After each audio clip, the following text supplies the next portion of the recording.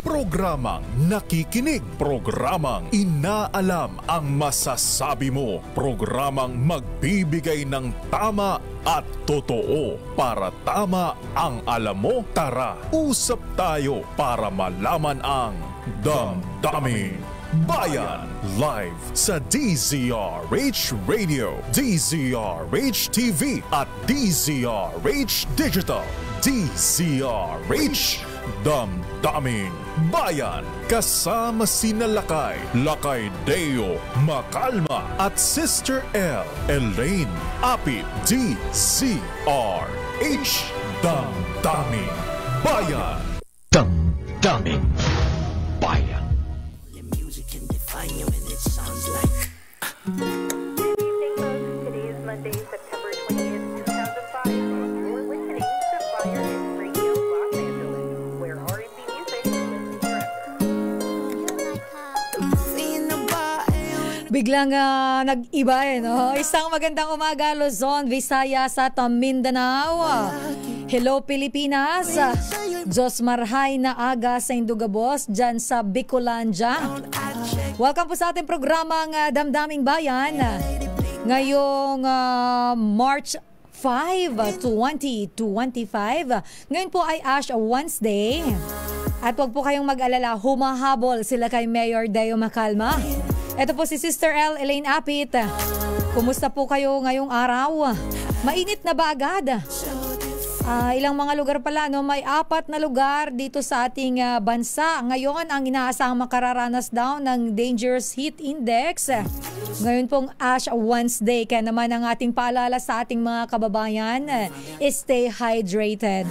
At marami po tayong mga balita na tinututukan at isa po dyan itong nangyaring pagkawala ng fighter plane ng Philippine Air Force na bagamat natukoy na po ang lugar na posible umanong binagsakan ng nawawalang fighter plane. Hanggang sa ngayon po ay wala pa tayong balita dyan. Mamaya nga alamin natin ang update mula kay RH52 Edniel Parosa kung ano na ang update dyan sa pagkawala ng fighter plane na yan. At dalawa nga ba? Kasi ayon sa PAF, Philippine Air Force, bawat fighter plane ay mayroong 2 piloto. So alamin natin ang kumpirmasyon kung dalawa nga ba ang sakay o piloto nitong fighter plane na ito.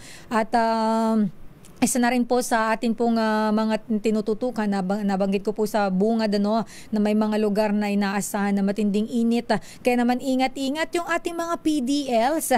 Alam nyo ba na sila ay ang Bucor nag-procure sila ng mga sando para dun sa ating mga PDL. Bakit ko binabanggit? Lalo na po dun sa mga nanonood, nakikinig sa atin ngayon, lalo na po sa mga lugar katulad po ng Legazpi City, dyan po sa Albay, Verac, dyan po sa Catanduanes, sa Pili, Camarines Sur at San Jose Occidental, Mindoro.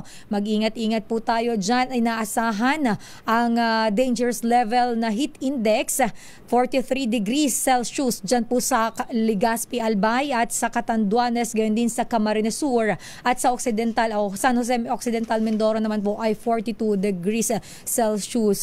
Pinapaalalahan na natin yung ating mga kababayan, lalo na po yung mga nakikinig sa atin ngayon sa radyo, no, yung mga magsasaka natin, ang ating mga magsasaka na napaka-importante ng role po sa atin. Wala tayong makakain kung wala sila. Kaya ingat-ingat po, pahalagahan natin yung ating mga magsasaka. Huwag po nating nilalang yun yung nagiging problema, lalo na sa generation ngayon. Medyo hindi na nila na-appreciate yung mga magsasaka at hindi nila naiisip yung iba, hindi ko nila lahat yung importance Pero diyan naman sa palasyo ng Malacanang, alamin natin ang update maya kay Miss Leth. Ano na nga ba ang update dyan? Medyo maraming pinupukol sa bagong secretary ng Presidential Communications Office. Maraming mga issue, particular na doon sa negosyo na kanyang pagmamay-ari at medyo nako-question ito bagamat nilinaw na po yan ng tagapagsalita ng PCO na si Attorney Claire Castro na sabi niya meron na mga 60 days para mag-divert o umalis si Secretary Jay doon sa kanyang negosyo at mag-focus na muna doon sa kanyang trabaho bilang kalihim ng Presidential Communications Office. So mayroon naman po tinatawag na 60-day period para po kumbaga sabi nga ano na siya totally i-separate niya yung sarili niya doon sa negosyo na yon dahil hindi po pwede na siya pa rin ay konektado doon habang siya ay nagsisilbi po sa Malacanang. At nako, paalala din sa mga kababayan natin na hanggang ngayon ay naniniwala pa rin sa mga scammer. Naku, nakakaloka kayo. Wag na wag tayo magtitiwala doon kasi ang dami pa rin talaga sa akin katulad sa akin kagabi. Dalawang tawag naloloka ako. Sabi ko, bakit tawag to ng tawag? Akala ko bangko o kaya nag-o-offer ng credit card. Pero gabi, di ba? So, wag tayong basta-basta sasagot ng mga tawag o kaya po, kapag may mga nagte-text sa inyo, lalo na kung sasabihin nanalo kayo o kung ano man nanalo kayo ng raffle o pa-promo nila o kung ano man, wag po tayong maniniwala. Mag-iingat po tayo dahil katulad na lang nitong naarestong nagpapanggap na si General Roy Galido ng Philippine Army dyan sa Pampanga. Dalawang scammers po ito at sila ay nagpanggap. Nako, mag-iingat tayo wag tayong magtitiwala basta-basta. Ingatan po natin ang ating mga sarili, ang ating mga mahal sa buhay at ang ating pera. Wag na tayong wag na tayong maging sabi nga magpaka-ipokrito-ipokrita. Ingatan natin 'yan. Importante ang pera. Nako, pagka malaki ang nawala, alam natin dugo at pawis ang kumbaga pagod ang ating ibinuhos diyan para lang kitain yan. Kaya wag na wag po nating hahayaan na mapunta sa mga taong mapagsamantala. Damdamin Bayan. Pinababalik naman ng Supreme Court Justice yung pong 60 billion pesos na pondo ng PhilHealth na inilipat sa National Treasury. Alamin natin mamaya kung ano ang status niyan, ang update. At puntahan muna natin ang palasyo ng Malacanang. Alamin nga natin ano na nga ba ang latest sa Malacanang. Ano ba ang reaksyon ng Pangulo lalo na dito sa mga ito katulad nito ang aga-aga, mayroon na tayong hinaharap agad na matinding init. Kung maalala ninyo, panahon ng panunungkulan ng dating Pangulong Rodrigo Duterte, nagkaroon tayo ng matinding problema dito sa Metro Manila. Yung problema natin sa kakulangan ng supply ng tubig, yung water interruption, at ang daming naging problema dyan. Kung maaalala po ninyo, hindi ko lang ma-recall yung taon, pero alam ko term yun ng dating Pangulong Rodrigo Duterte na nagkaroon tayo ng matinding problema dahil sa matinding init, nagkaroon tayo ng problema sa supply ng tubig. Ano nga ba ang mga plano na ginagawang mga hakbang na ginagawa ng Malacanang, ng gobyerno, partikular na din ng mga water concessionaires ng Maynilad, Manila Water, at iba pang yung MWSS. Ano nga ba yung mga hakbang na kanilang ginagawa para yung mga ganitong scenario na nangyari na before ay hindi na maulit pa? Tandaan natin, di ba, yung issue na yan sa tubig, kuryente. Kung maalala ninyo, lagi nagiging issue yan pero ang problema, parang wala namang nagiging solusyon. So, ano nga bang dapat gawin? At maging tayo, bilang tayo ay mga mamamayang Pilipino, ano nga bang pwede nating magawa, may tulong para yung mga ganito ay maiwasan at hindi na ulit mangyari dahil tayo lang din naman po ang nagsasuffer. Damdamin Bayan. Pero ang pagpupondo sa Child Development Centers, aprobado daw po yan ni Pangulong Bongbong Marcos. Alamin natin ang update mula sa Malacanang ni RH14, Ms. Leth Narciso. Ms. Leth? Sister El, inaprubahan ni Pangulong Ferdinand Marcos Jr. ang 700 milyong pisong pondo para sa pagtatatag ng Child Development Centers sa mga low-income municipalities. Kasunod ito ng hiling ng mga nagsusulong ng Early Childhood Development na mapaglaanan ng pondo ang programa sa loob ng susunod na 3 taon para mabigyan ng access ang may hirap na barangay sa early childhood education. Sa sectoral meeting sa Malacanang, kasama ang EDCOM 2 at iba pang ahensya, iminungkahi ng Pangulo nagawing CDC ang mga daycare center dahil pareho lamang ang pagsasanay sa mga guro at naroon na rin ang mga bata. Inaatasan din ang mga kaukulang ahensya na paramihin ang graduates sa kursong may kaugnayan sa early childhood education, lalo na sa mga rehiyong may kakulangan ng early childhood teachers. Ayon kay Education Secretary Sani Angara, malaki ang maitutulong ng Early Childhood Development Initiatives sa pagpapabuti ng kalidad ng edukasyon sa bansa. Mababawasan rin anya ang dropout rate at tataas naman ang completion rate at literacy ng mga batang mag-aaral. Sa ulat ng EDCOM, may 5,800 barangay pa sa bansa ang wala pang CDCs at 229 sa mga barangay na ito ang kabilang sa may hirap na LGUs. Tiniyak naman ng Department of Budget and Management ang pagpapalabas ng pondo para sa itatayong CDCs ngayong taon na idadaan sa Local Government Support Fund. Sister El? Miss Leth, ano ang schedule ngayon ng Pangulo Ash Wednesday ngayon eh?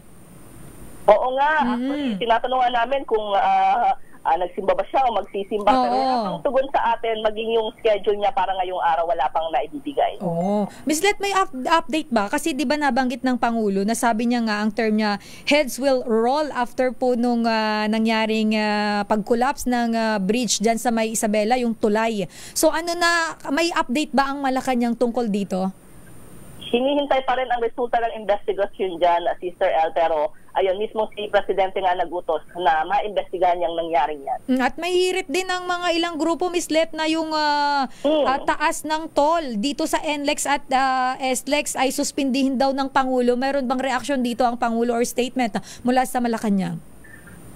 Oo, ang naging statement dyan, sisilipin kung katanggap-tanggap. At actually, ang nabanggit ng palasyo ay babantayan. Ang naitanong actually ay kung sakaling magkaroon ng epekto sa presyo ng mga bilihin, yung pagtaas ng toll fee dyan sa NLEX, ang sabi ay babantayan ng palasyo at ng DTI. Oo, tama, Miss Leth, kasi baka mamaya maipatong dun sa produkto, kawawa din naman yung tayong mga mamimili, mga consumer. Oo. Yun nga, kasi alam naman natin na talagang may domino effect kapag ganyan. Siyempre, tataas yung delivery cost, ipapasa din yun sa consumer ng mga truck owner.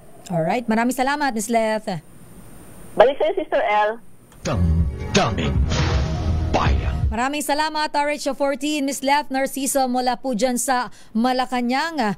At puntahan muna natin si Sherwin bago tayo mag-commercial break. Shout out sa mga nakatutok sa ating YouTube channel. Isang magandang umaga sa mga bumabati sa atin. Ramon de los Reyes, si Paco 23, at sino pa ba to? Mamaya, shout out natin, try natin. Pero puntahan muna natin ang Ninong ng Bayan dahil bago tayo mag-commercial, nandito na sila kay Mayor, humahangos. Na-traffic ang lakay Mayor Deo Macalma. Samantala si Sherwin Alfaro ay nandyan sa nandyan sa Barangay South Sembos sa Taguig City para sa ating bagong taon, bagong Lakasya promo. Ninong Sherwin, bago kita puntahan, ikaw muna bili. Ito na ang ating winner sa DZRH bagong taon, bagong Lakas promo. Sherwin, sinong nahuli mo dyan na malakas ang nakikinig at nanonood sa atin? Sherwin? Yes, ako si Sir Ed. Paalala nga pala sa mga kababayan natin dahil mataas ang heat index. Dapat huwag nyo rin kalimutan ng inyong mga halaman at mga bulaklak. Ang ganda ng bulaklak niyan, Sherwin, Oo, tignan mo naman, no? Naka-two-tone. Ito yung purple na purple. Ng mga bonggang ay, pink ba yan? Ang ganda. Ang ganda ng kulay. Original yan. Tanim yan, no? Hanggang pataas yan, no? Pwede ba makahingi dyan yung puputulin mo lang? Baka mapagalitan tayo. Ay, hindi ba yan yung winner? Hindi biro na dapat seryoso ng kababayan natin na diligan din yung kanilang mga halaman. Yes, oo. Mamaya ay magtampo at mamatay yung mga halaman. At para mabuhay din yung katabi nyo, bantayan nyo rin yung inyong ang heat index. Mas delikado yung mangangalingasaw kayo dahil sa init ng panahon, sumasabay pa kayo sa problema na magkaroon kayo ng ang heat index ang dapat bantayan din dahil ang heat index talaga na napakasangsang sa ilong. Pero ito ang matangos ang ilong pointed. Matangos ang ilong na nakikinig sa programa ngayon umaga. Pangalan niyo po? Ayun yung disawis po. si Jaime de Chavez. Jaime de Chavez. Biro mo si Jaime de Chavez. Oh, Tatay Jaime. Oh. Ay, ano, dala-dala. Ay, wow, kumpon. Ay, cassette.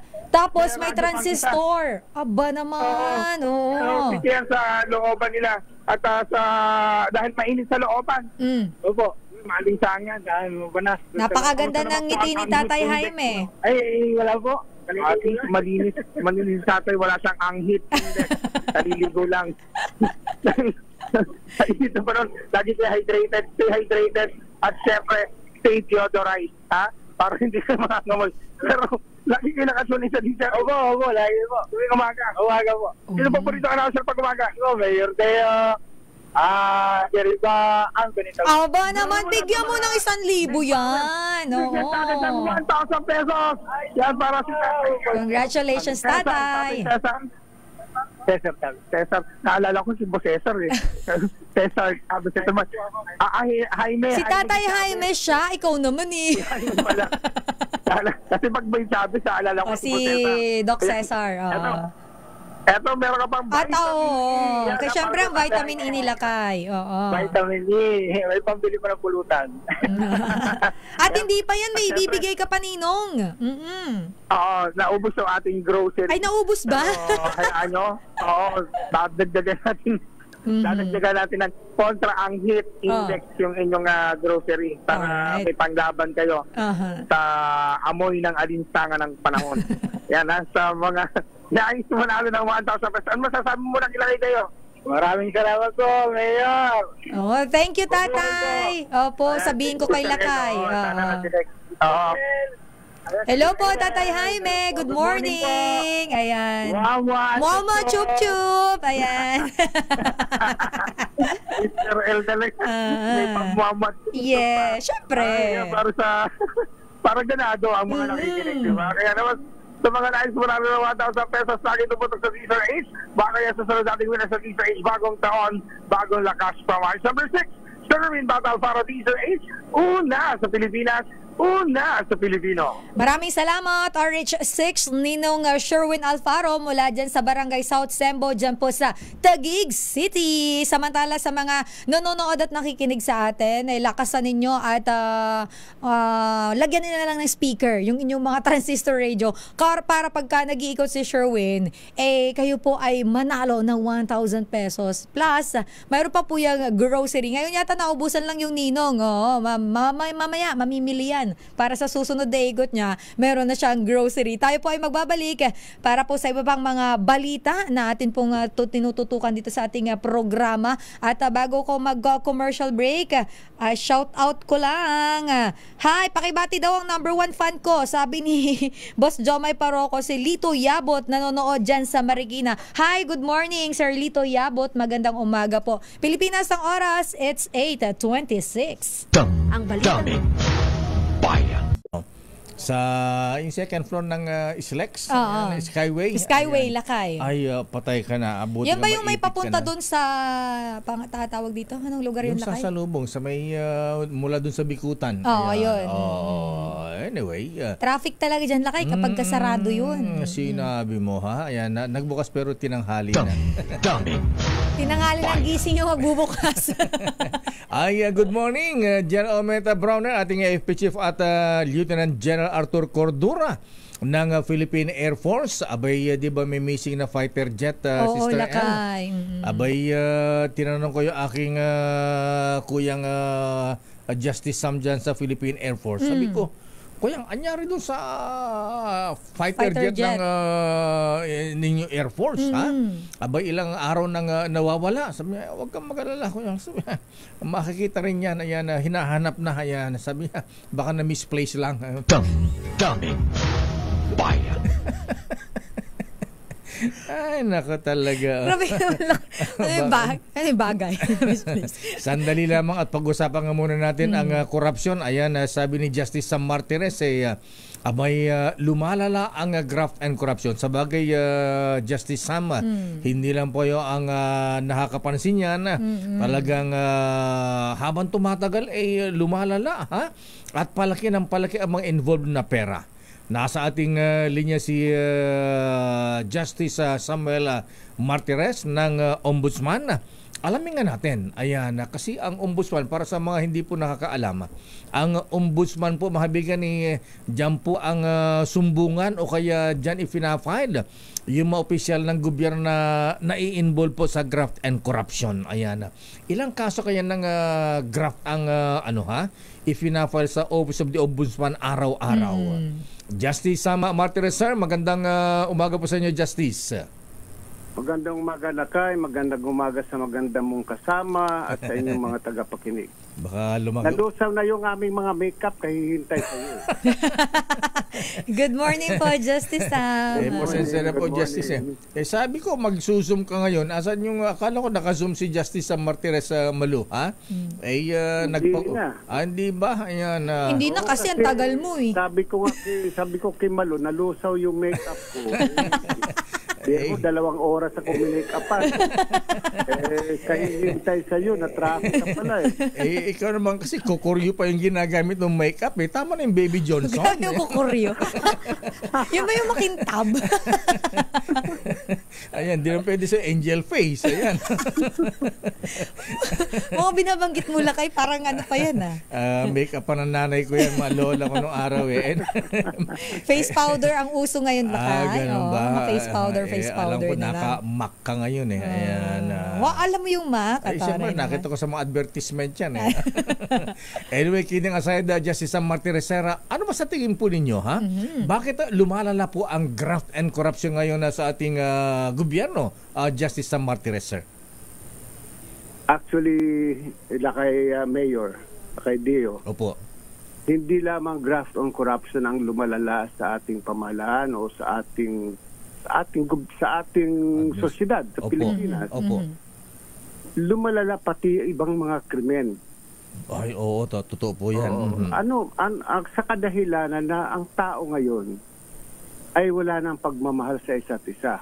Walang respeto sa isa't isa. Ano ang ugat nito? Wala tayong lahat pagmamahal sa Diyos. Wala na tayong lahat takot sa Diyos. Kasi ang taong may takot sa Diyos ay hindi gagawa ng masama. Ang korupsyon ay masama. Ang pumatay ay masama. Lahat yun nakaagipat dun sa ng Panginoon sa pagmamahal sa Diyos.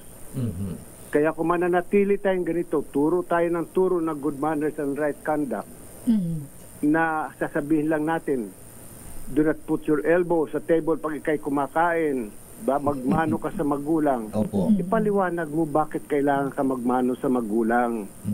Sa ibang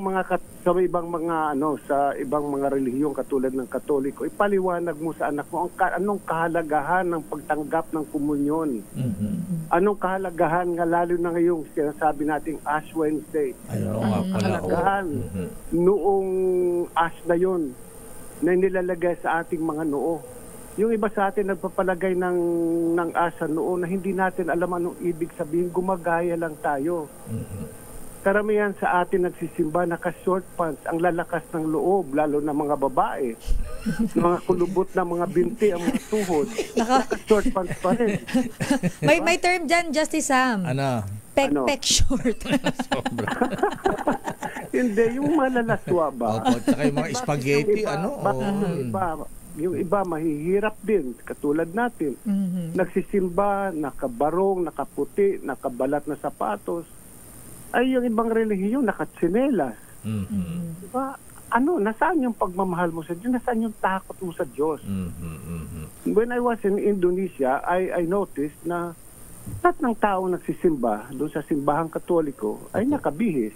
Talaga. Hindi man bihis na bihis, pero maayos, Vicente. Naayos. Tinanong ko yung isang kaibigan kong Muslim. Diba, napansin ko kako rito pag nagsisimba yung mga bihis. Sabi niya, you are going to the house of God. So bakit nga ba hindi ka magbihis kung ikay papunta sa bahay ng Panginoon? Bakit tayo bihis pag magpaparty, magpapagawa ka ng bagong damit? Bakit ang suot mo sando pag nagsisimba? Diba? Una yung iba nagpapasikat pa, magsisimba nakasumba na attire o galing sa mga fitness center na yung mga babae may mga leggings pa kung ano-ano ang nakaano sa katawan. Hindi man fashion show ang pagsisimba Diba? So, yun ang kadahilanan kung bakit lumalala ang korupsyon. Dahil sa lahat tayo ay kinain na ng sinasabing greed. Diba? Lahat. Greed. Lahat tayo gusto magkapera dahil sa ating pananaw, pag may pera ka, you have the power. And of course, if you have the power, you can do anything. If you have a lot of money, you can have a lot of girlfriends. Diba? You have a lot of money, you can bankroll the candidacy of a politician. Diba? Ganun lang nangyayari sa atin eh. Pera ang ating ginidiyos. Wala tayong pakialam saan galing yung pera. Diba ang laswat tingnan yung iba, pinangangalandakan pa ng kanilang mga bahay, may elevator. Hindi ba sila nahihiya sa kanilang mga anak? Na yung perang ginamit nila doon, yung perang binibili nila ng pagkain ng pamilya ay galing sa pagdanakaw, galing sa korupsyon. Ayan. Wala na tayong mga hiya ngayon eh. Looking back Lakay, during the 50s, early 60s, di ba ang tino ng tao, ang tino ng Pilipino? Opo. Di ba? Ang dami nagre-retire sa gobyerno na mahirap. Ngayon, medyo nakakaangat ang mga taong gobyerno dahil utang na loob na mga kawani ngayon sa gobyerno na malalaki ang mga sweldo dahil tinaasan nung panahon ni Presidente Noynoy Aquino. Tumaas ng ilang porsyento, mahigit 1,000% ang tinaas ng aming mga sweldo. So yung mga dating sumisweldo lang na mga 20,000 ay 100,000 sumisweldo ngayon. At laki ng tinaas ng panahon ni Presidente Noynoy, pero hindi pa rin yung naging sapat para makontento yung tao, para makontento yung mga kawani. Naghanap pa rin sila, At saka ng sources of income. At saka Justice Sam, at saka mga na-involve na pera ngayon pagka na-involve sa ang corruption, ang graft milyones, milyon, bilyones, ayan, saan nakalula po at hindi lang po, hindi lang po isang ahensya o ilang opisyal, parang dumadami, sabi po ninyo, parang nagiging fashion na ang corruption sa sosyedad natin ngayon na Justice Sam, sir. Tama yun, tama ka, Lakay. Parang pag hindi ka tumanggap, hindi ka in, di ba? Kaya kung halimbawa pumasok ka sa isang ahensya na balitang-balita na korap at ikay hindi tumanggap, abay, dalawang mangyayari sa'yo, mag-resign ka o patayin ka. Mayroon isang kwento noon na isang bata pumasok sa isang ahensya ng gobyerno. Inassign siya bilang examiner. Hindi siya tumatanggap. Hinihigpitan niya. Nirereklamo siya ngayon doon sa kanilang boss. So tinawag yung bata ng boss. Sabi sa kanya, Iho, bakit ka ba pumasok dito? Ba't ang higpit mo daw? Sabi ng yung mga kasama. Sabi nitong bata, sir, sabi ko sa padrino ko na gusto kong patunayan na dito sa ahensyang ito ay merong matitinong mga tao. Kaya ganoon, sabi niya.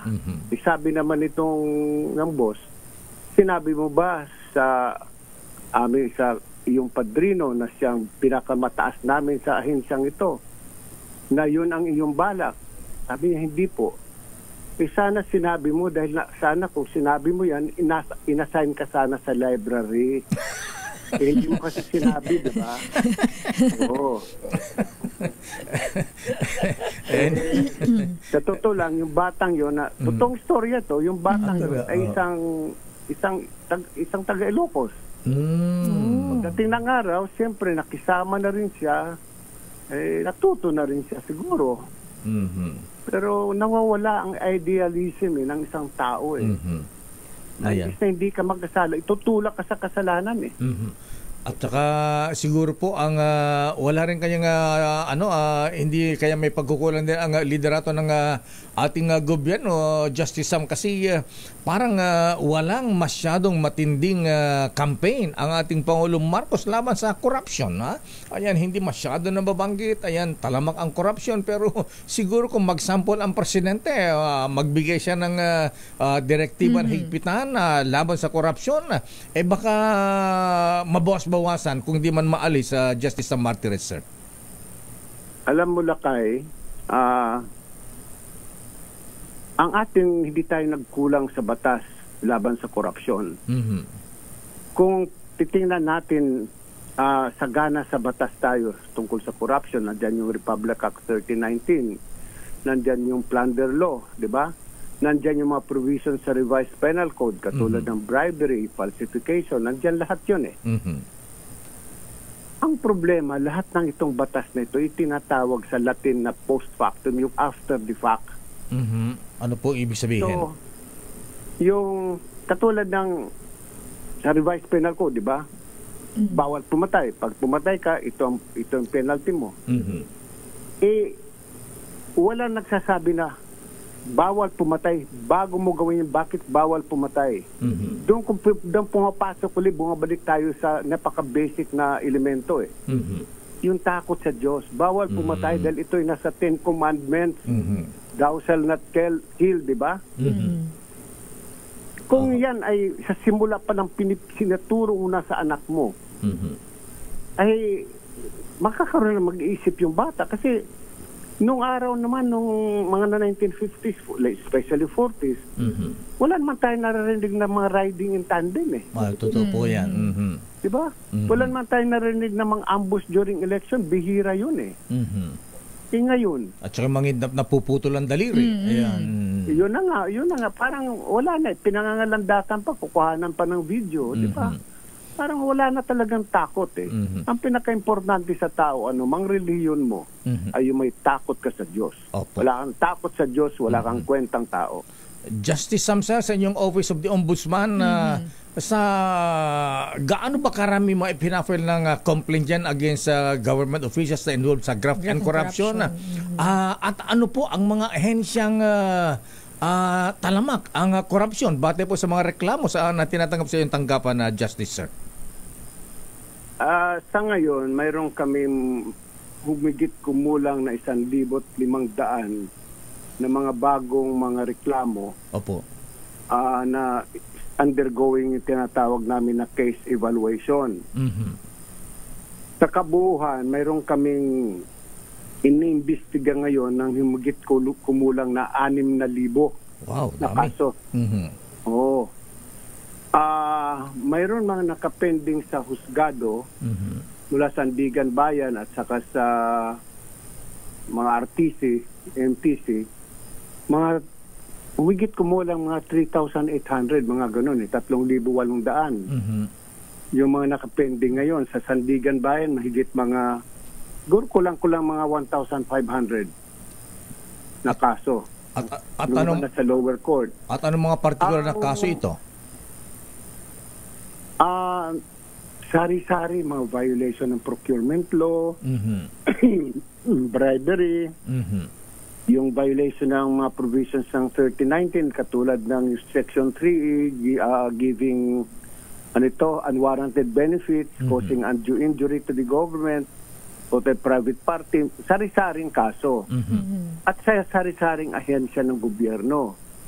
Ang karamihan dito na may mga kaso sa totoo lang. Opo. Lalo na ngayong mula magsimula ang 2024 ay karamihan mga politiko. Wow. No specific government agency. Ito kasi karamihan din dito yung mga political harassment, di ba? Kaya karamihan politiko yung nagkamali lang ng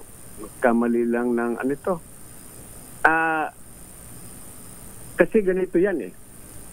Doon sa ating tinatawag na government na Appropriations Act, nakasaad doon na ang Commission on Audit ay laging magre-release ng yung tinatawag na Audit Annual Report.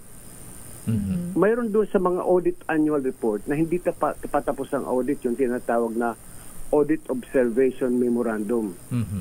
Yung tinatawag ng COA na Audit Observation Memorandum, initial audit pa lang yun. So mga nakasaad doon yung mga kulang-kulang. Kulang ka ng papeles, kulang ka resibo, dokumento, di ba? Yung iyong kontrata ay hindi notaryado, mga ganun, which you still can comply. Dahil yun ay napapublish, ginagamit yan laban sa kalaban. Lalo nga election season. Ang nagiging problema, umaakyat yun Ibig sabihin, nire-review ulit ng auditor yun. Pag nakakomply na yung tao o yung ahensya, ay nawawala na yung sinasabi na disallowance. Hindi nagkakaroon ng disallowance. So yun yung mga kaunting bagay na noong araw ay minasama yung sinabi kong yan, na baka naman pwede, ang i-release na lang natin, ayusin lang yung provision ng GAA, ay yung final audit report. Dahil yung final audit report, umaabot pa yun hanggang commission. Dinidesisyonan pa yun ng chairman at saka mga commissioner. In fact, the decision ng commission, pupunta pa sa Korte Suprema, pwede mong idulog, at re-reviewin ng Korte Suprema kung tama ba yung ginawa ng auditor, ng Commission on Audit. Katulad na nangyari nga sa isang dating congressman na 78 cases. Wow, ni-reverse ng Supreme Court ang Commission on Audit, inaka-file ng ombudsman sa Sandigan Bayan ng mga kasong yon. Kaya 78 cases na withdraw ng ombudsman sa Sandigan Bayan. Di nagmukhang tanga doon ng ombudsman. Hindi ba? Anyway. Sa madaling salita, di ba? Describing the acts of the ombudsman in just one word. Tanga. Diba? Justice Sam, so nabanggit niyo po, karamihan sa mga graft and corruption cases po na pinafile sa inyo dyan sa ombudsman ay mga politiko. So kaya po pala marami ang nadidismiss na mga politiko? Yung iba mayroon kasi may mga kaso talaga na maliwanag yung kaso, yung ebidensya laban sa politiko. Wala naman kami magagawa. Diba? Pag maliwanag yung ebidensya, kailangan namin aksyonan yung administrative aspect ng kaso at kailangan namin i-file sa Sandigan Bayan o sa lower court sa RTC yung corresponding criminal case. Yun naman talagang dismissal from the service. Nag-uugat yung talagang napakalala ng kasalanan mo. Kahit nga lang yung preventive suspension na sinasabi, akala ng iba na porke nag-file ka ng kaso sa isang tao na pwede mo na i-preventively suspend. Mali yun. Kasi may requirement ang batas kung kailan mag-i-impose ng preventive suspension ang ombudsman. Nakasaad doon na kailangan malakas ang ebidensya. Ang nature ng offense, yung demanda laban sa tao ay would constitute grave misconduct. Ba? At sa pananaw ng ombudsman, kung hindi mo suspende yung opisyal ng gobyerno, maaaring itamper yung mga dokumento, maaaring iharas yung mga witnesses. At may dinagdag pang Korte Suprema na the continued stay in office of that government official may prejudice the investigation of the case. Kasi kung ang iniimbestiga mo ay happy ng, halimbawa, happy ng isang ahensya, paano ka makakapasok, makakapagtanong, di ba? Matatakot yung mga empleyado. Totoo yan. Anyway, Justice Sam, alam mo, viral yung TikTok mo. Nagti-TikTok ka pala. Sabi mo, ang mga... Hindi naman. Hindi ako magawa noon. Sabi mo din ang corrupt na mga departamento ng gobyerno, Bureau of Customs, Immigration, ayan. At may mga sinasabi nga, may mga tahimik na ahensya, ayan, tahimik, pero mas malala pa ang corruption. Anong mga ahensya ang mga to, Justice Sam Martires, sir?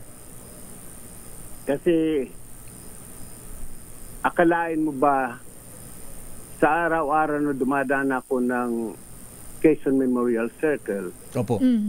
nadadaanan ko yung mga different government agencies.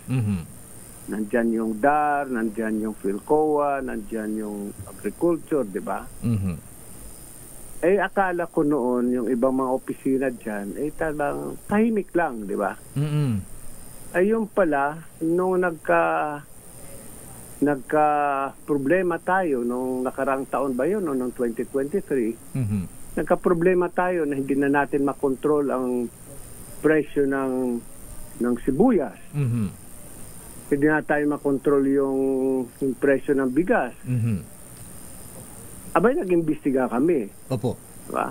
Pati sa importation ng mga agricultural products, tulad ng isda. Ang isda natin noon, sagana naman tayo sa isda, di ba? Galunggong.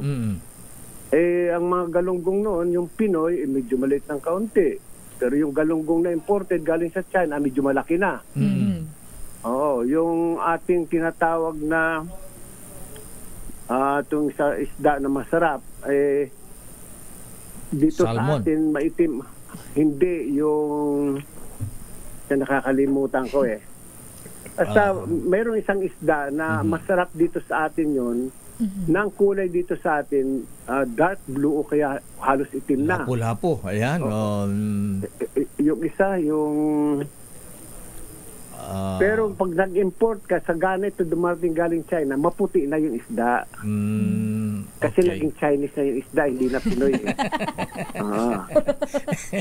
Ano nga? So, noong kami nag-iimbestiga, nakita namin yung corruption. Yung kasi ang importation ng agricultural products, ang nag-inspect doon, mga tao ng agriculture. So nang tinatanong namin sa customs, bakit ganon? Sa inyo lumalabas kasi sabi nila, pag sinabi naman ng mga inspector ng agriculture, okay na yan, okay na yung papeles, ang gagawin na lang namin sa customs naman ay singilin yung karapatang buwis, yung tax, di ba? Tapos saan nag-uugat yun? Kaya yung, sabi nga sa akin ng isang taga-customs, abay, kung nag-import ka na halimbawa, ilang toneladang isda, hindi naman namin pwedeng kalkalin lahat ng loob nung van na yun, ng isda. Hindi namin alam kung may nakasingit doon na 1 kilong shabu. This is very possible, di ba? Kaya lang, umaasa lang taga-custom sa certification nitong mga inspector ng agriculture, ng BIFAR.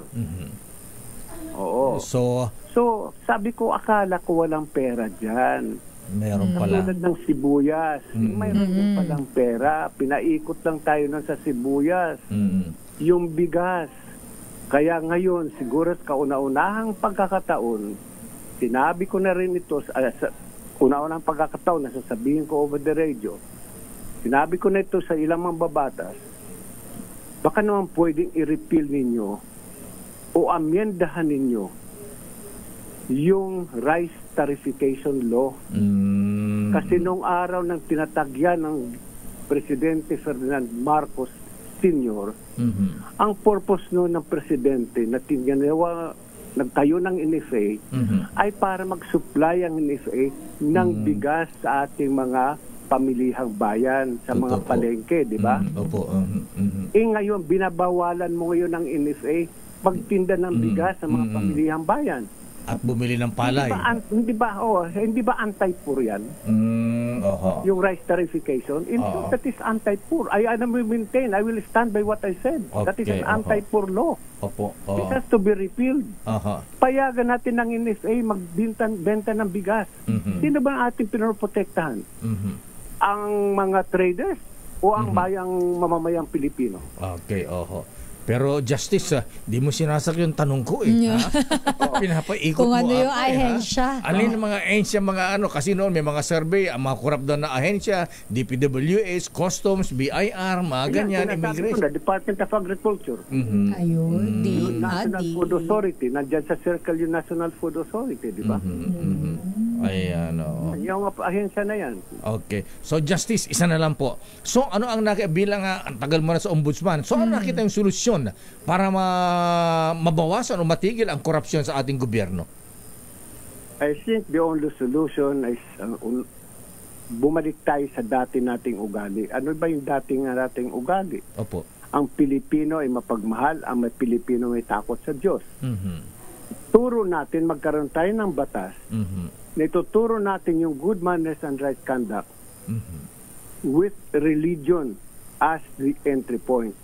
Ano mang relihiyon mo, halimbawa, Iglesia, GIL, di ko ang tinuturo lahat kung ano na sa Biblia, di yun parang katikism, di ba? Sinasabi ng iba sa akin na may separation of church and state. We're not talking here about the separation of church and state. We're talking here of the development, paghubog ng isang tao, ugali ng isang tao. Hindi natin pinag-usapan dito magkahiwalay kayo, hindi. Dapat magtulungan ang Estado at ang simbahan kay Katoliko, kay Iglesia, kay Muslim. mga kaibigan na mga Muslim, yung ating mga kapatid na Muslim. Dapat magtulungan sa gobyerno para hubugin na mabuti ang Pilipino. Bakit nung araw, Lakay, sa Hulo, tuwing Pasko, nagkakaisang Muslim at Kristiyano? Oo nga. Ang mga ibang mga kapatid nating Muslim, may mga Christmas tree sa kanilang mga bahay. May mga parol sa kanilang mga bahay. Kasi yung pagmamahalan sa isa't isa Opo. bakit ngayon nawala yun? So, balik tayo sa Balik tayo good sa dati nating ugali. Ayan. At yung good manners and right conduct, important na yan, Justice. Yes. Yes, with religion or with God-centered teaching of good manners and right conduct.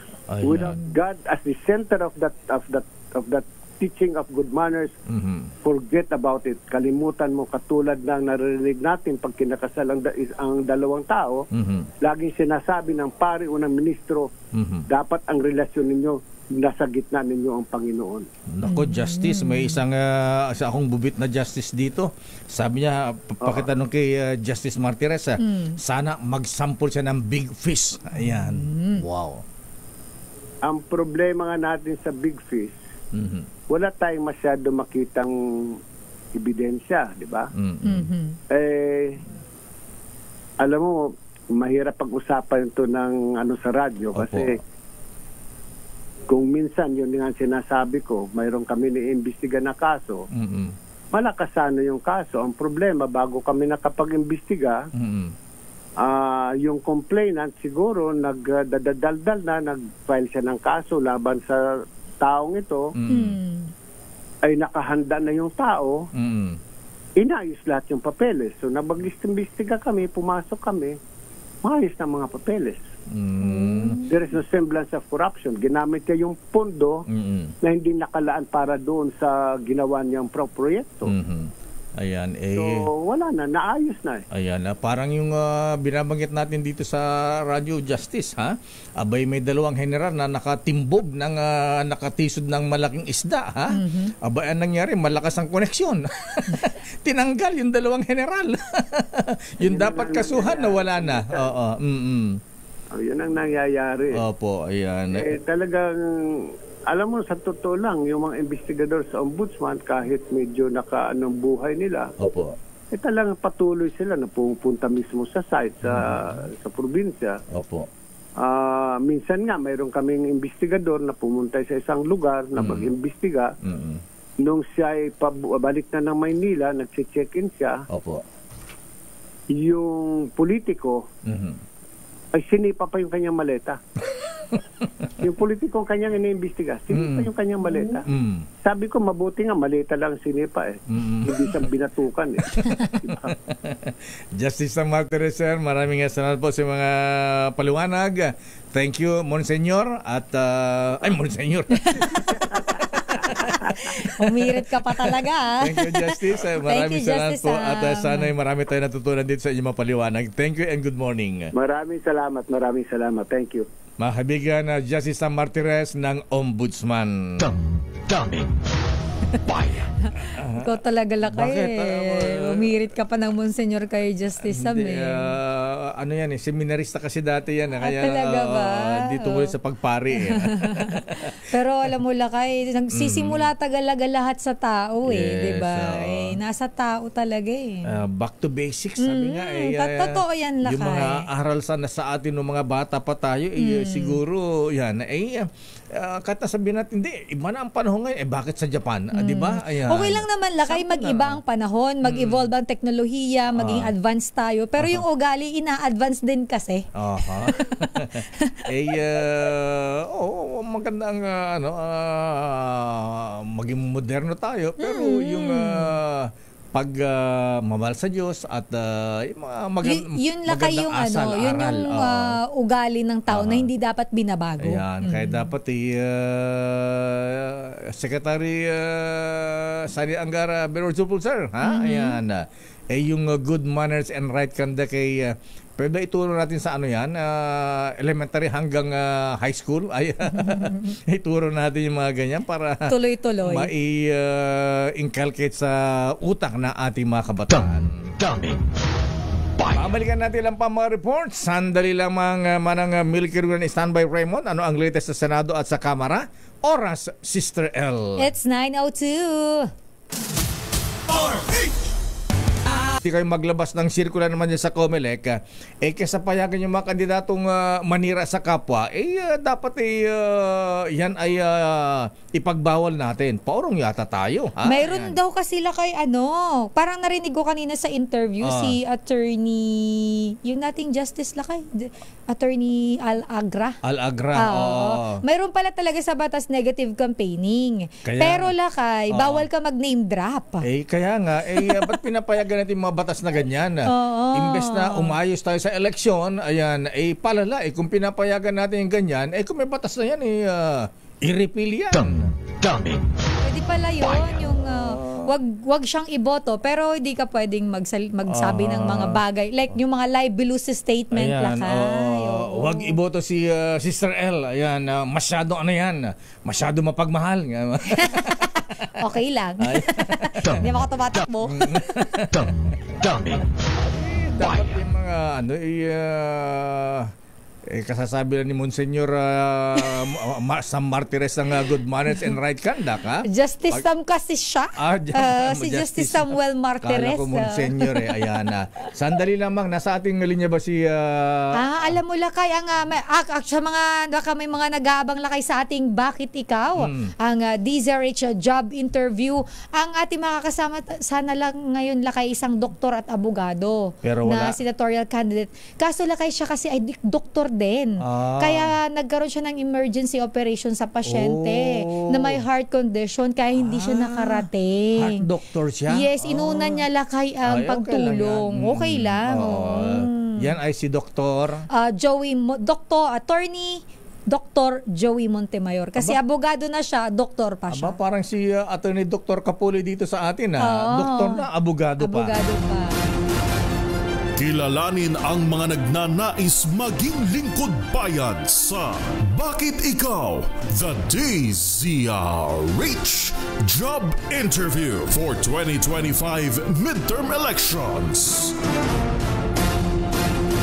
Standby, Milky, standby, Raymond at Paas sa Oras, Sister L. 9:08. Sa Sister L. 9:13. Ang bilis ng oras, ayan. Justice Sam, ayan. Itong isang kasamong retired justice, ang daming tanong, ha? Ayan. Talaga? At marami siyang magandang sinabi, Sister L. Ayan. Ang ano yung lakay? Sabi ni... babanggitin ko ng pangalan mo, Justice... Huwag mo na lang daw munang banggitin. Justice Fred, ayan. Ay, parang kilala ko yun. Kilala mo yan. Kababayan mo to, Sister L. Ayan, ang sabi ni Justice Fred, paano hindi lalala ang korupsyon, walang napaparusahan ng malaking isda. Ayan. Totoo. Yan ang tunay na leadership example. Corrupt ang leaders, corrupt din ang followers. Naku talaga. Oo nga, anak. Si boss. Pakahirap ng mga ganyan. Ako nang kinikita nun, boss. Naku, di natin natanong, ha? Ayan, Justice Sam, Monsignor. Ayan, nakikinig. Sabi siguro, batukan ko to, makita-kita ko lang itong si Deo na to. Ayan, pakias nga kay Ombudsman kung legal ba ang 30% SOP ng mga politiko sa mga projects. Ayan. 30%. Laki naman grabe nito. Naman na yun. Maliit pa yung 30% justice eh. Ayan. Negosyante lang kayo, no? May kilala din sa Metro Manila. Naalala ko yung sinabi, yung sa 50%. 50. Tapos sinabi yung kapatid, 15%, 65. Ang kapal na mukha nun, no, lakay. At ang sabi pa nito ay ituro lang ng paulit-ulit na huwag mong kunin ang hindi sayo. Sigurado ako mawawala ang corruption. Ayan, tama ka, Justice Fred, ha? At saka siguro i-inculcate natin sa mga bata yung good manners and right conduct sa murang edad pa lang. Ayan. Yes, lakay. At sana rin yung mga matatanda ngayon na wala ng good manners and right conduct, ibalik sa grade 1. Bayan. Sandali lamang at may report si Edniel Parosa. Anong latest, Edniel? Nakita na ba yung fighter jet ng Philippine Air Force, ha? Made in South Korea pala ito. Hindi kayo umuwi ng South Korea ito, ha? Hindi ba na-intercept dyan sa West Philippine Sea, Edniel, ha? Ng mga fighter jets ng People's Republic of China? Saan ba nag-training ito? Military exercise ba o may military operation laban sa mga NPA? O dyan sa West Philippine Sea? Mukhang hinihinalang bumagsak yata lakay yan ang sabi. Kaya lang ba't walang ano ha? Di ba meron niyang tawag doon? Tandem sila, dalawa nakabalik kasi sa base yung isa, pero yung isa nawala. Ha? Ba kailangan natin si Tom Cruise dito? Action star talaga hinahanap. Oo, ayan. Bakit ang tagal-tagal, ha? Ang tagal naman ma-misplace yan, Kuyang Kernel. Sino bang kuyang mong nagsabi kasi niyan? Natawa naman ako sa sinabi niya na misplace. Mga kuyang natin minsan mga sense of humor nila talagang ayan, yung masyadong bigat na problema para hindi mo na problemahin. Ayan, tawanan mo na lang. Ayan, pero sayang naman. Ilang billion yun ang halaga ng isang fighter jet. Pero kaya ang importante dito yung safety nung dalawang piloto. Yes. Alamin natin ang latest mula kay Edniel Parosa. Ayan, Edniel, panibagong resupply sa iyong inisyol. Iba pala yun. Tagumpay ilang araw matapos maispatan ang malaking usok sa BRP Sierra Madre. Ha? Nasunog yung BRP Sierra Madre? O kaya nagluluto sila doon? Ayan. Baka gano'n lang, nag-init. Ganun ba? Nag-overheat? Nag-init ng pagkain. Ano ba talaga? Edniel Parosa, please come in. Edniel. Lakay at Sister L, tagumpay na naisagawa ng sadatahang lakas itong panibagong resupply mission sa Ayungin Shoal. Ilang araw lamang matapos maispatan itong malaking usok sa BRP Sierra Madre. Ayon kay AFP Public Affairs Chief Colonel Cerces Trinidad, walang untoward incident sa rotation and resupply mission na isinagawa kahapon Marso 4. Ito na ang ikalimang sunod na RORE mission na walang nangyayaring incident gaya ng harassment mula noong July 2024. Katuwang ng AFP ang Philippine Coast Guard sa operasyong pagpapakita umano ng commitment na panatilihin ang presensya sa West Philippine Sea. Nakompleto ang RORE kasabay ng pagkumpirma ng Philippine Navy kahapon na may usok nang nakita sa nasabing warship, bagay na nakuha ng video ng Chinese media na CGTN. Pero paglilinaw ni Rear Admiral Roy Vincent Trinidad, tagapagsalita ng AFP sa WPS, bahagi lamang ito ng fire drill ng mga sundalo noong Pebrero 28. Wala namang nasaktan sa nasabing aktibidad na ginawa para matiyak ang survivability at operational readiness ng sakyang pandigma. Tinawag ding deceptive messaging o mapanlinlang ni Trinidad ang ipinahayag ng Chinese State News na nagdudulot ng polusyon ang BRP Sierra Madre sa West Philippine Sea. Ito sa Edniel Parosa. Teka, wag ko nang paalam. May tanong pa ako, Edniel. Ayan, ano na ang latest dun sa missing fighter jet ng Philippine Air Force?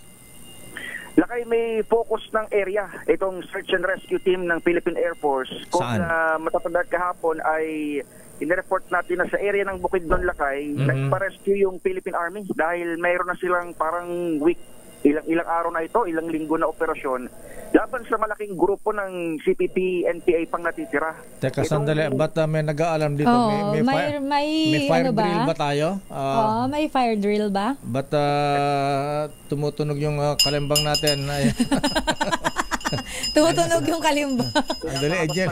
May fire drill yata rito sa atin. May fire drill ba? Meron ba? May nanigarilyo. May nag-microwave. Nakasagap na lang. Usok. Ayan na nga bang sinasabi ko. Sabi ko yung mga naninigarilyo doon sa Manila Bay. Akala ko may usok pa rin sa Ayungin Shoal Ayan. Yung sa FA-50, bago i-deploy yung FA-50 ay humingi ng rescue ang Philippine Army, in particular yung 4th Infantry Division dyan sa Bukidnon dahil may matagal ng operasyon laban sa malaking grupo ng CPP-MTA dyan sa nasabing kabundukan area ng Bukidnon. Aba? Binabanggit ng Philippine Air Force. Ganun na ka-sophisticated ang mga armas ng NPA, kaya na magpabagsak ng ng fighter jet?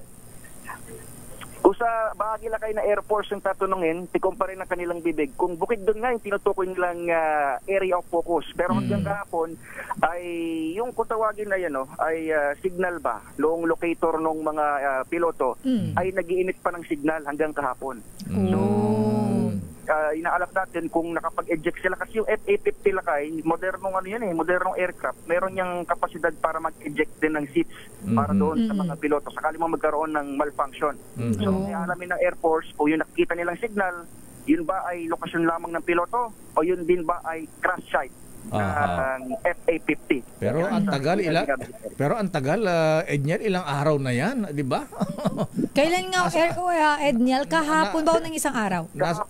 Kahapon lang lakay. Kahapon lang ba yan? Kahapon lang lakay. Oo. Di ba na isang araw pa yan? Kahapon lakay. Lakay ng March 3, so kahapon ng ating gabi na yung FA-50 natin. Mahal niya na, 700 plus million ang isa.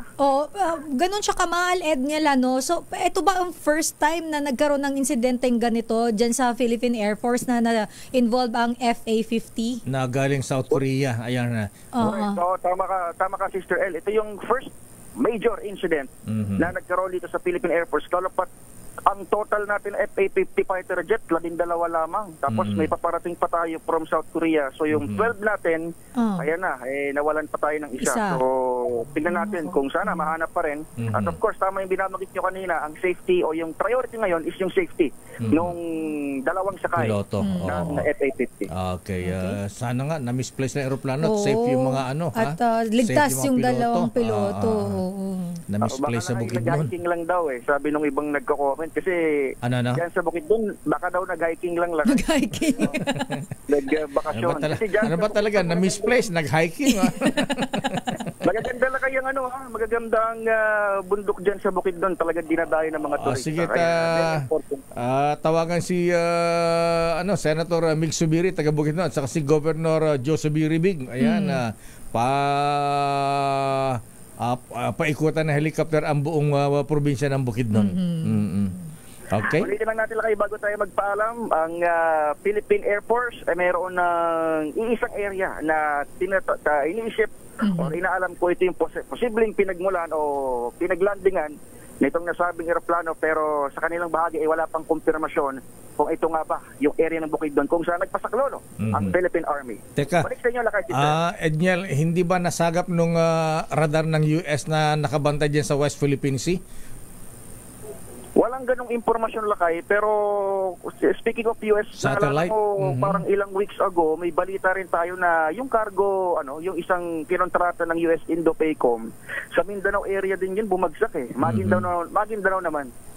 Itong aeroplano rin ng Indo-PACOM. Talagang siguro kapag lumilipad pa south yung ating mga aeroplano, parang may something dyan sa signal dyan. Kasi communication ang unang nawala. Pero hopefully, tama itong nasasagap na Air Force at may signal pa rin yung ating mga piloto. Balik sa inyo lahat, Israel. Maraming salamat, Edniel, at sana nga po ay safe yung dalawang piloto ng Philippine Air Force. Daming bayan. Ang latest mula sa Kamara? Samantala lakay, dito naman sa Kamara registration ng mga content creator, isinusulong naman sa Kamara pangontra sa fake news. Tama yan lakay, kasi ang dami-dami kaya lakay, clickbait. Ang tawag doon, yung mag-i-splice lakay ng video, cut-to-cut video, i-splice, tapos pagkukonek-konekin nila yon. Ang nangyari lakay, nag-iiba na yung message. Ini-edit yun. So tayo, katulad natin, halimbawa, may sensitibo tayong topic. Pwedeng nila yung gawin lakay. Yung mga iba, hindi naman natin nilalahat. Kasi para ang gusto lang kasi nila lakay for the views. Yun yung term. Pandagdag dun sa kanilang views nila para kumita sa revenue yun lakay. Pera yan lakay lalo na kapag ikaw ay mayroon ng ads sa yung page. So more content, more money. Kaya lang kung fake news naman, ayan, katulad ni Secretary J. Ruiz, ayan, fake news na yung sinasabing may sosyo siya dun sa kontrata ng PCSO. Yung ilang milyon ba yun lakay? 200 million ba yun? Parang 200 million plus na kontrata. Mukhang may naninira kay Secretary J. Ruiz. Maraming pinupukol sa kanya ngayon lakay na mga issue. Alam mo, Secretary J. Ruiz, para alam mo kung sinong naninira sa'yo, itanong mo kay Toby Chanko. Daming Alamin natin ang report mula sa kamera. Tatagan mo. Hindi, natatawa lang ako. Ikaw naman. Parang may alam ka. May narinig ako. Sige na nga. Basa. Ayan, ayaw ni Toby ng ganyan.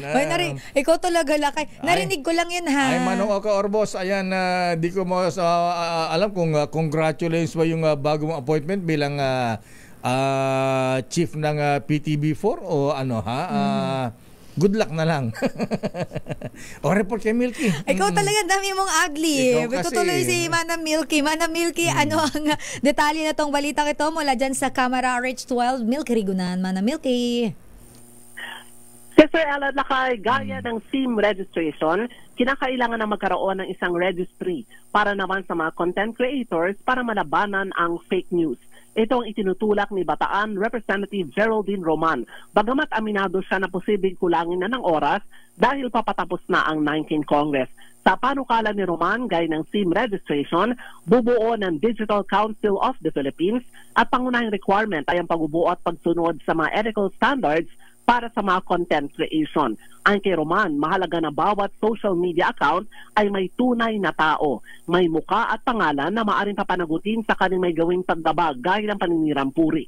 Sabi ni Roman, mahalaga matutukan ng mga content creators dahil malaki na ngayon ang influensya sa dami ng kanilang views, paulit-ulit na panonood at may splice o na-edit ang mga video kahit hindi ginawa o sinabi. Naniniwala si Roman na wala magiging problema sa pagpaparehistro ng mga content creators dahil mismo ang mga traditional media ay mayroon ng accreditation at may sinusunod na mga polisiya para idisiplina ang bawat miyembro.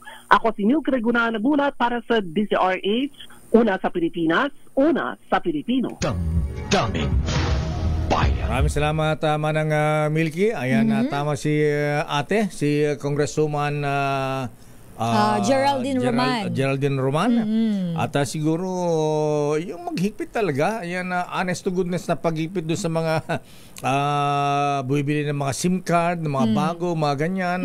At yung mga sa FB, Facebook, lakay. At mga fake na account dyan, ha? Totoo na ka, lakay. Ang problema pala kay kapag yung iba magga-grab sila ng pictures mo, kukunin nila ang picture mo, tapos magki-create sila ng bagong account. Paano yun kung hindi naman talaga siya yung tao, di ba? Sa akin lang 12 yata yung Deo Macalma. Wala pong Facebook account sila kay. Meron lang po siya Facebook page. So magkaiba kasi yun lakay magkaiba yung Facebook tsaka Facebook page. Ang Facebook account iba yun lakay. Ang page ay iba din. Parang siya sa Facebook, ang platform ay sa Facebook, pero kapag ka-account kasi lakay, may pagkakaiba yun. Ayan, sa page. Iklaklaro ko po yung 12 Deo Macalma. Doon may isang Deo Macalma na ang disclaimer niya lakay, hindi ako ang veteranong journalist. Yun talaga yung nakalagay lakay sa account niya. Yung dato puti ang mukha. Yun nakagawa naman. Sabi niya, hindi ako ang veterano at sikat. Ganun talaga. Gusto ko sa'yo Siyempre, kailangan nating magpaano palakas. Kaya yung mga FB account na baka akala po nyo ako, hindi po ako yun, ha? Ayan, wala po akong FB account, FB page lamang po. At yung page na po yan ay minamanage po ng mga admin nila kay. At saka hanggang page 1 lang po yun. Damdamin Bayan. Report si Raymond. Report mula sa Senado naman, paggamit ng online classes dapat gawing option ng DepEd at ng CHED sa gitna ng mainit naman na panahon. Sino nagsabi niyan? RH28 Raymond at Paas. Laki Raymond. Iminungkahi Elaine at Mayor ni Senador Christopher Bongo ng paring paggamit ng online classes ngayon na matindi ang init ng panahon.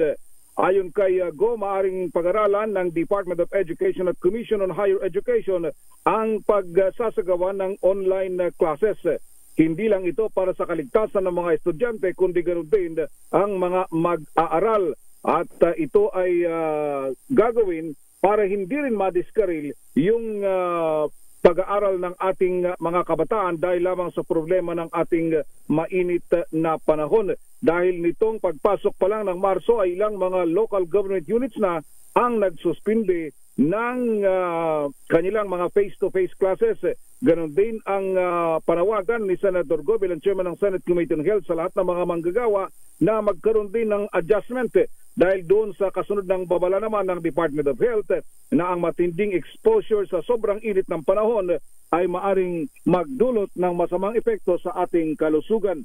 Narito ang bahagi ng pananalita ni Senator Christopher Bongo. At sana po ay makapag-adjust ang DepEd kung kakailanganin pong bumalik minsan, no? Kung kakailanganin talaga o sa CHED ng online learning, baka pwede naman pong makapag-adjust. Mas importante sa akin ang kalusugan ng bawat Pilipino. At sa mga nagtatrabaho naman po, sa mga workers, sana makapag-adjust rin po sa trabaho, sa oras ng pagtatrabaho. Unahin po natin ang kalusugan ng bawat Pilipino. Dahil katumbas po yan ang buhay ng bawat Pilipino. Ngayon po,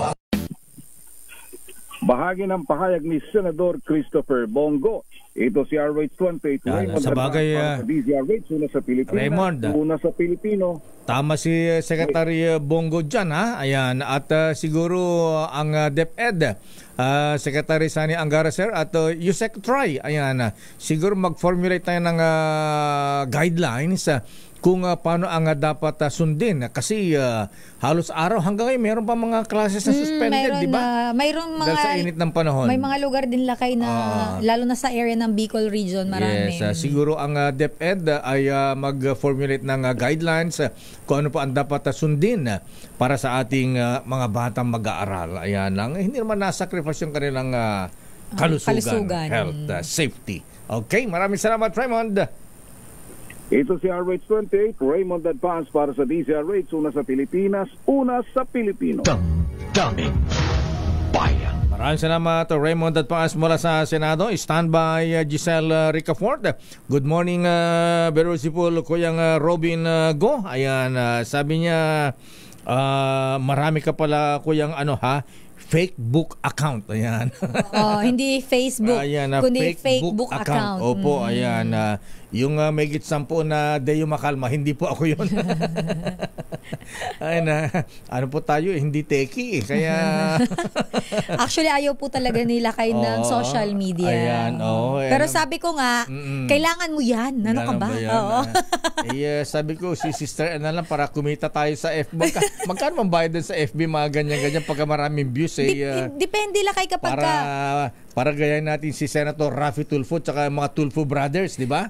Kasi lakay. Ang din ng mga FB account nila. Tsaka kaya, YouTube channel. Kaya milyones ang kinikita araw-araw. Ano yan lakay? Depende lang yan lakay. Kasi kailangan ng page, may requirement lakay para ma-monetize. Yung tinatawag na monetization sa page.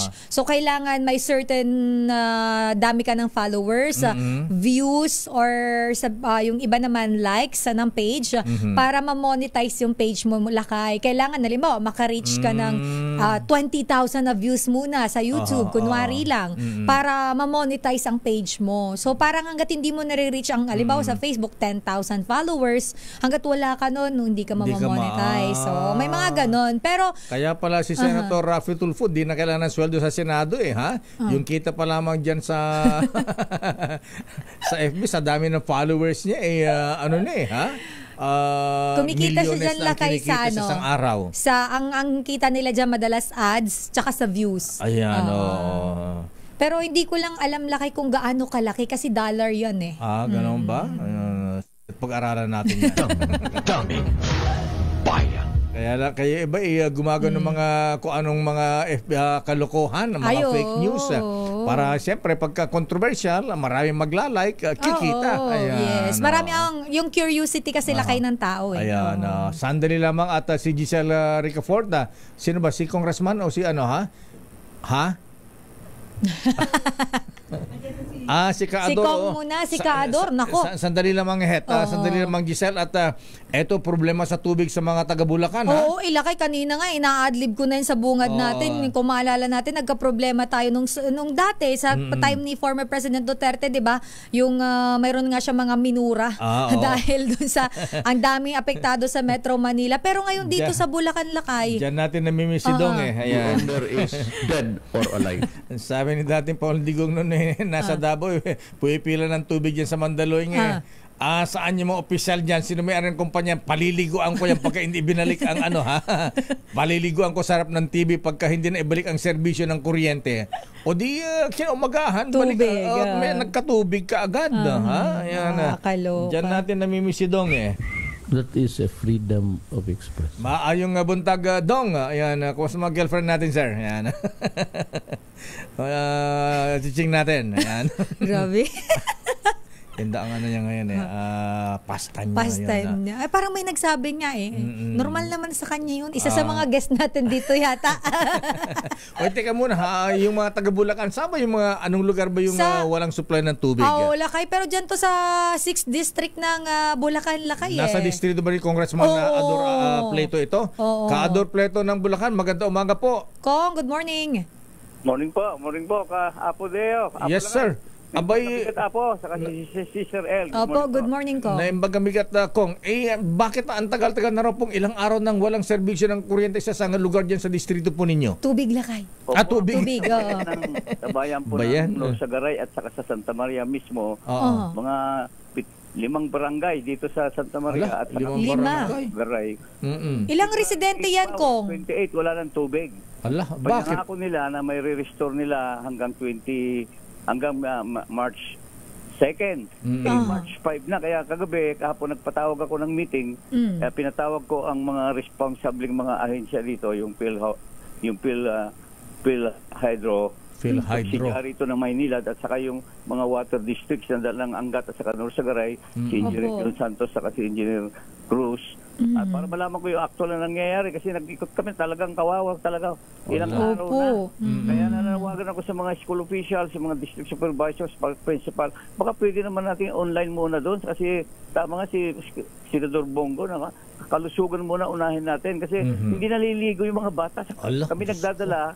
Mabuti itong question ko itong Kadeo, itong PhilHydro. 20 years na yung mga lifespan, yung mga bulb na sinasabi niyo kasi pinakita sa akin yung mga litrato, bakit bumigay 10 years pa lang? Baka luma na ito.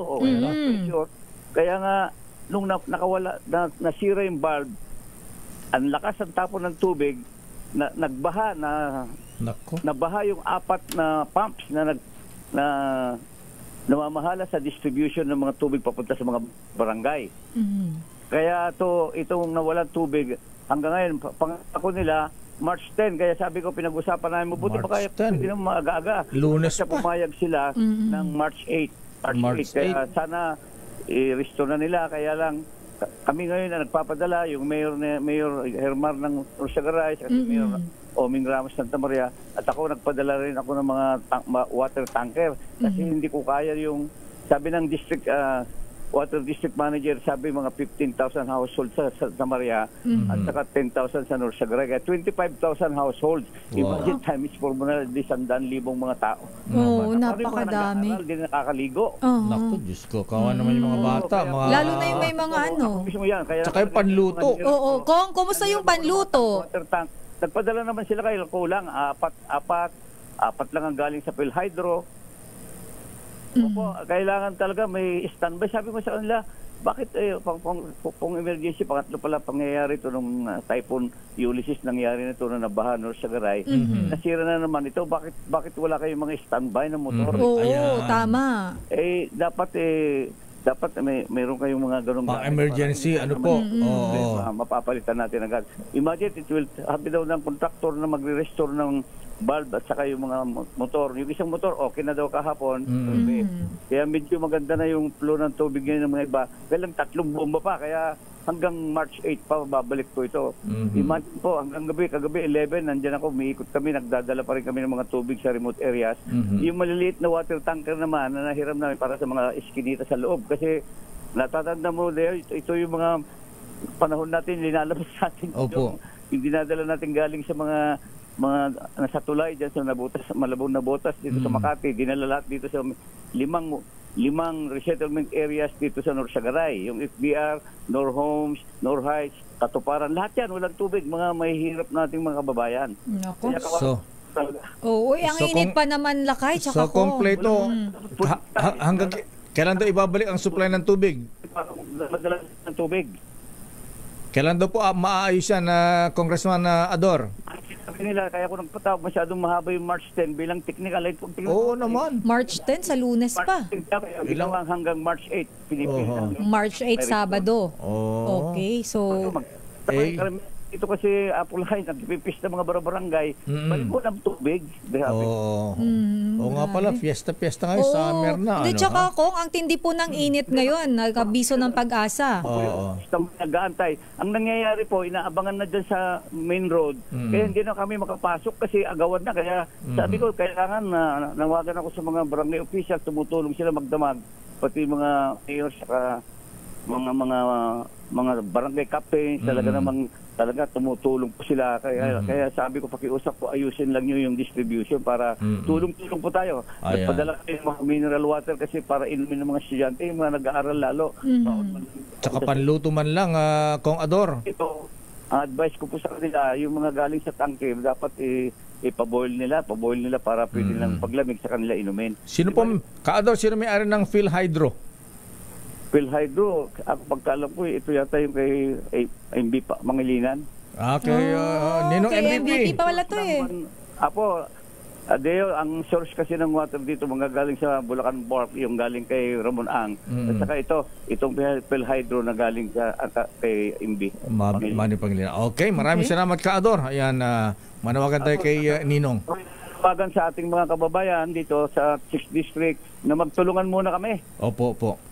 Okay. Na lahat yung mga may tanker, water tank, sana pahiram muna nila, sandali lang hanggang... at saka yung mga may swimming pool dyan, pabuksan yung swimming pool, dyan muna maligo yung mga bata, ha? At saka yung mga ilog dyan, di ba pwede paliguan yung mga ilog dyan sa Bulacan? Madudumi ba? Ay, yung Angat po pwede ho. Yung Angat, kailang malayo naman. Hindi, malayo masyado. Malayo yung Santa Maria doon sa Angat River. Malayo po. Malayo kami rito. Okay. 5 malalaking barangay dito sa Santa Maria at saka 7 sa Norsagaray. Okay, marami. Sana yung monitor nila sa may tinatawag na meter flow. Kung ilan yung malabas na ngayon. Medyo gumaganda na. Sana nakikiusap ako sa PhilHydro na ipaapura nila yung repair para matapos na sana bago Sabado. Okay, pakitutukan, Ka-Ador. Maraming salamat. Buti na naman, nandiyan kayong nakasubaybay. Thank you very much, sir. Salamat po. Thank you, Kong. Daming bayan. Buti masipag yung congressman nyo dyan na may nakatutok agad. Iba kasi yung may nakatutok kaysa wala. Lakay, kapag ka hands-on ka at napupukpok mo yung mga ganyan, hindi ka tutulog-tulugan ng mga, lalo na yan, namimidya na sila. Yes. So, kikilos at saka, yan. nagalan si Congressman Ador Pleto, baka ipatawag sila sa Kongreso. Hindi, tsaka lakay, ang kawawa kasi dyan, yung mga kababayan natin, lalo na lakay yung may mga senior citizen, may mga may sakit, at yung mga bata lakay. Lalo na yung baby lakay. Panluto na lang. Diyos ko, Lord. Kaya siguro, bossing Manibi Pangilinan, ha? Yan po ang tinatawag na inefficiency. Ayan. Parang yung, yung boss Ninong Don Ramon San Miguel Ang. Abay, sinabotahe ba o may problema talaga yung kuryente dyan sa Diamond Hotel? Dahil nung nag-presscon ang FOCAP, Foreign Correspondents Association of the Philippines, dyan sa Diamond Hotel, Sister L, abay, ilang beses na nag-brown out, ha? Talaga? Naputo ang serbisyo ng kuryente. Di malamang kung sinasabotahe ba si Ambassador Babes Romualdez. Ayan. Dahil umabot ng mahigit 15 minutes. Tagal nun lang kaya. Kaya ang ginawa ng press con, doon na lang sa hallway. Ayan, lumabas sa kwarto. Dahil ang dilim-dilim. Kaya yan po ang sinasabi natin. Talo pa kayo ng Sogo. Daming bayan. Sa Sogo na mag-press con. Dahil sa Sogo, nadaan ako kahapon dyan sa Quirino Avenue, nakalagay doon tapat ng Sogo, guaranteed no brown out. Ayun. Kasi may backup generators. Yes, ayan, nagtrabaho tayo dyan talaga, Sister Ellen. Nagtrabaho sa mga motel dyan, mahabigan, totoo po yan, ha? Guaranteed no brown out. Ayun mga magagaling, ha? Dapat ganun din ang nasa PhilHydro at dyan sa Diamond Hotel. Napagka may nag-brown out, may automatic na na power supply. May tawag doon, di ba? Emergency supply. Yung parang hindi siya lakay namamatay na nagkakaikuryente agad kasi may backup. Yes, so automatic. Ayan yung sinasabi ni Kaador din. Dapat ganun. Ayan, pagka parang sa airport din nung di ba, walang backup. Ayan. Nagbaskil-baskil na lahat. Mag-seminar kay Boss Edlas. Ayan, at parang Arman Akinda diyan sa Sogo. Ayan. Aral sa mga Victoria Court, mga mga Anitolas, mga ganyan. Yung mga binabanggit mong iba, di na nag-i-exist yun Meron pa halin.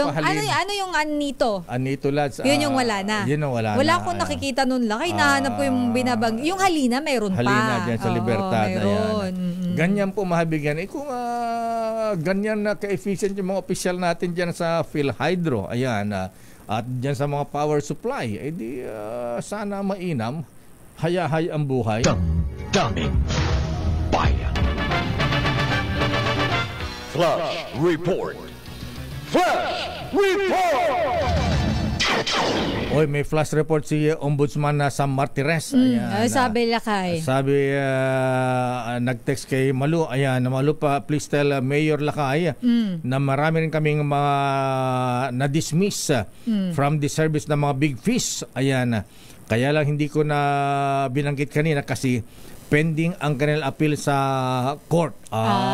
Supreme Court. So mayroon ng mga nasampulan. Ayan, sa Sandigan ba Justice o sa Supreme Court? O nga sa bagay, ganyan, yun minsan yung justice system natin ang bagal. Ayan, hindi minsan Lakay.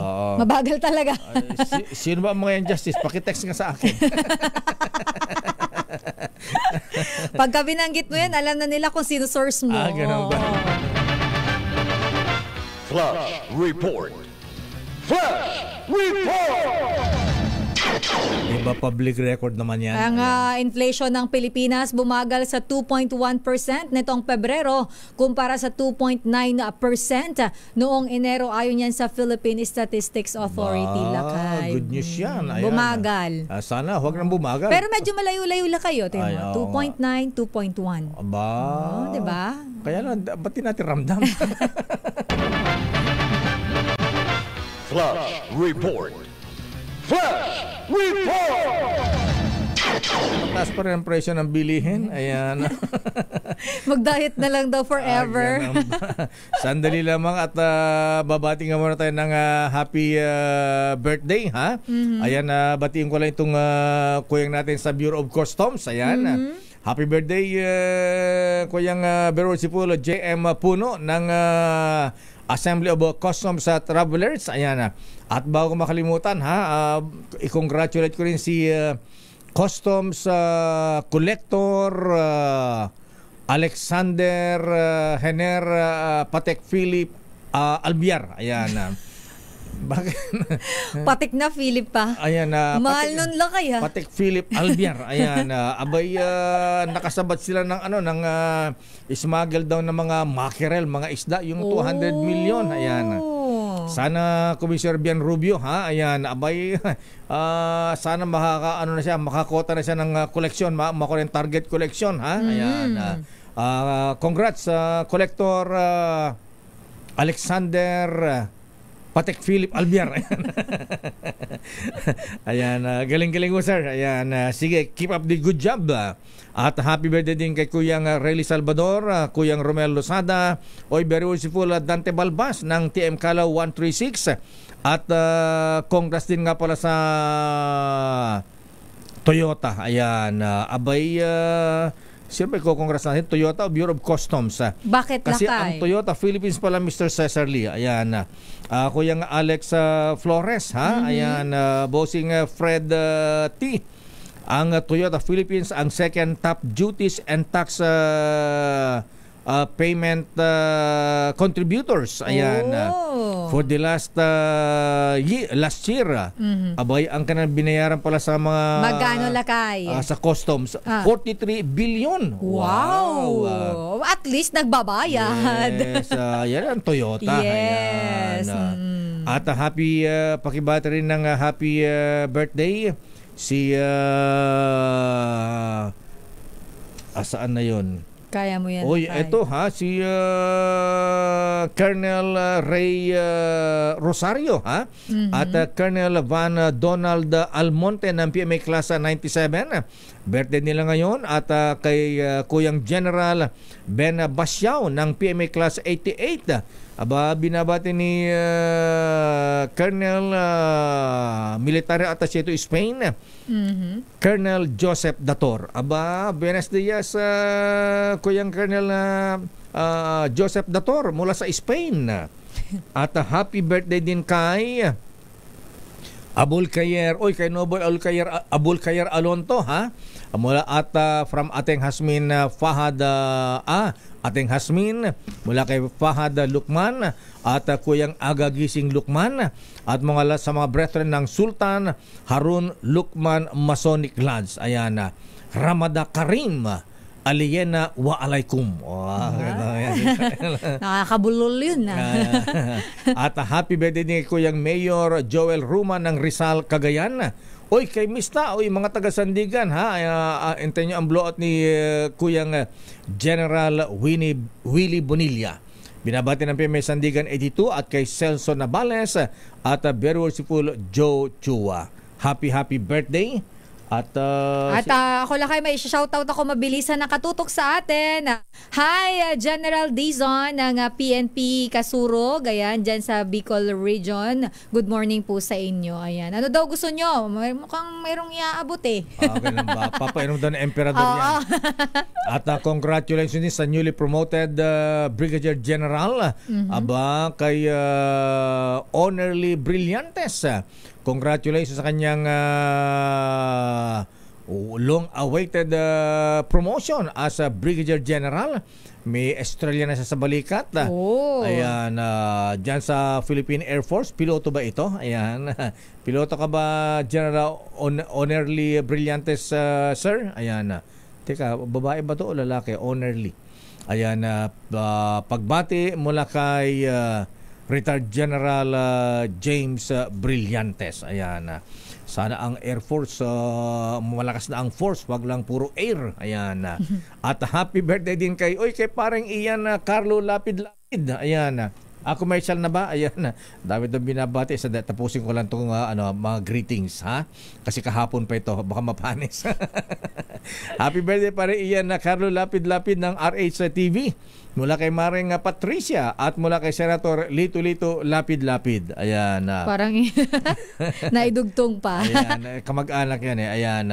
Kay Louis Jose Eagle Chito Barrios ng Isiraka.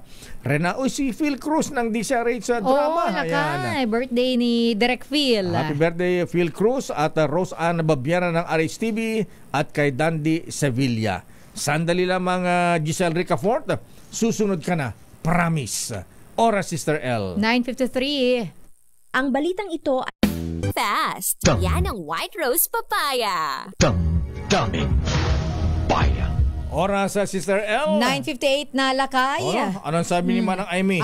Sinamantala ni Senator Amy Marcos ang makulay na selebrasyon ng Balayong Festival dyan sa Puerto Princesa City, Palawan para makausap ang mga miyembro ng TODA at mga lokal na residente. Pinakinggan ni Senator Amy ang mga hinaing ng tricycle drivers mula sa pagtaas ng presyo ng gasolina hanggang sa pang-araw-araw na gastusin. Bit-bit na ang Amy solusyon. Ibinida ng Senadora ang Magna Carta for TODA na magbibigay ng karagdagang benepisyo gaya ng PhilHealth, SSS, hazard pay at iba pang tulong upang mapagaan ang buhay ng ating mga driver. Iba rin naman ang Amy. Baka susunod, mamigyan na ng tricycle yan. Why not? Nuclear emergency plan, pinalakas ng Pilipinas. Ang tagal. Arrest number 15, Giselle Ricafort, please come in. Giselle. Ilakay pinagtibay ng Energy Department ang mga hakbang nito upang mas epektibong matugunan ang mga posibleng nuclear at radiological emergencies. Sa pamagitan niya ng pagkumpleto sa National Nuclear and Radiological Emergency Preparedness and Response Plan. Ayon sa kagawaran, natapos ng plano kasunod ng serye ng mga right shop at masusing pagsusuri ng DOST Philippine Nuclear Research Institute Technical Working Group. Tinuri ng grupo ang mga gaps sa kasalukuyang plano, isinama ang mga pinakamahusay na praktika at ipinasok ang mga rekomendasyon upang masigurong nagkasanig ang plano sa pandaigdigang nuclear safety framework at at sa Philippine Disaster Risk Reduction and Management Act of 2010. Layo ng inisyatibang tiyakin na mabilis at maayos na pagtugon sa mga insidente na may kaugnayan sa nuclear at radiological sa pamamagitan ng malinaw na mga protocol, mas matibay na koordinasyon ng mga ahensya at pagsunod sa pandaigdigang pamantayan sa kaligtasan. Sinasaklaw nito ang potential incident mula sa iba't ibang source kabilang na ang paggamit ng nuclear at radiological technology sa larangan ng medisina at sa industrial quality control. Pinalalakas din daw nito ang kakayahan ng Pilipinas sa tugunan ng nuclear incident mula sa power plant ng mga kapitbahay ng manating nasyon para sa seguridad ng rehiyon. Sa ilalim ng Philippine Energy Plan, layunin ng Pilipinas na unti-unting ipasok ang nuclear energy sa ating power generation. Nakatakdang simula ng operasyon ng 1,200 megawatts na kapasidad sa 2032 na lalawak pa sa 2,600 pagsapit ng 2035 at aabot pa sa 4,800 pagsapit naman ng 2050 o sa susunod ng 25 taon. Ito si Giselle Ricafort para sa DZRH, una sa Pilipinas, una sa Pilipino. Maraming salamat, Miss Giselle. At congratulations muna kay Kuyang Brigadier General Harold Pasqua. Nagkaroon din ng estrella sa balikat. Binabati ni Kuyang Brigadier General Congressman Virgilio Garcia. At yan ang kabuhan natin palatuntunang damdaming bayan. Ako po si Dayo Macalma. Ito naman po si Sister L. Elaine Apit. Stay safe everyone. God bless po. Operasyon Tulong susunod na. Wonder Woman, Miss May Binauhan. Oras 10:01 minuto.